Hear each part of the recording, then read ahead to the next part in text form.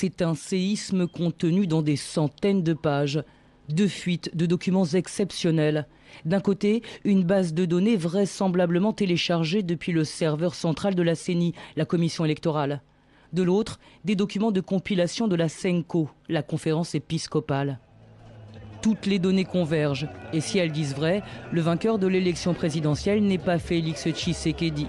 La CENI le crédite pourtant de 38,5% des voix le 10 janvier, en pleine nuit. Et proclamé provisoirement élu Monsieur Tshisekedi Tshilombo Félix. Mais dès le lendemain, ces chiffres sont contestés. D'abord par la puissante conférence épiscopale, la CENCO. Nous constatons que les résultats de l'élection présidentielle, tels que publiés par la CENI, ne correspondent pas aux données collectées par notre mission d'observation à partir des bureaux de vote et de dépouillement. La CENCO et ses 40 000 observateurs déployés à travers le pays ont fait un comptage parallèle. Les évêques disent connaître le nom du vainqueur, mais se taisent. Les données de la CENCO, auxquelles nous avons eu accès avec RFI et le Financial Times, elles, sont parlantes. Avec 62,8% des voix, le vainqueur serait Martin Fayulu, comme il le clame depuis plus d'une semaine. Derrière, toujours selon les données de la CENCO, le dauphin de Joseph Kabila, Emmanuel Ramzani Shadari. Et en queue de peloton, Félix Tshisekedi.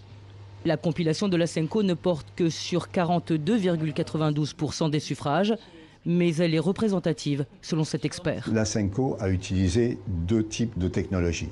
La technologie de l'échantillonnage, qui est utilisée par ailleurs par les instituts de sondage, et une méthodologie plus massive qui consistait à rassembler le plus de PV possible à travers ses observateurs. Je pense que la CENCO avait une juste approche des résultats de l'élection.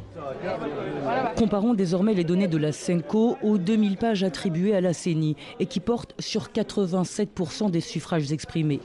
La corrélation est quasi parfaite. Exemple, capitale-province de Kinshasa.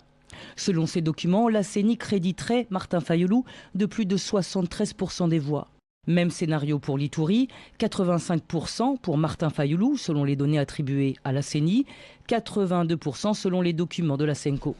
Des pourcentages bien loin des résultats officiels proclamés par la commission électorale le 10 janvier. Entre les résultats qui sortent de ce listing informatique et les résultats publiés par la CENI, il y aurait eu des mouvements de voix qui porteraient sur 3 millions de voix.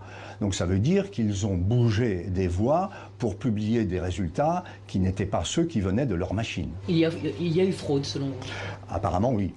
Selon les documents attribués à la CENI, Fayulu recueillerait près de 59% des voix sur tout le territoire. Mais impossible pour nous de comparer ces données avec tous les procès-verbaux issus du vote, pour la simple raison que la CENI ne les a jamais publiés ni transmis aux candidats concernés.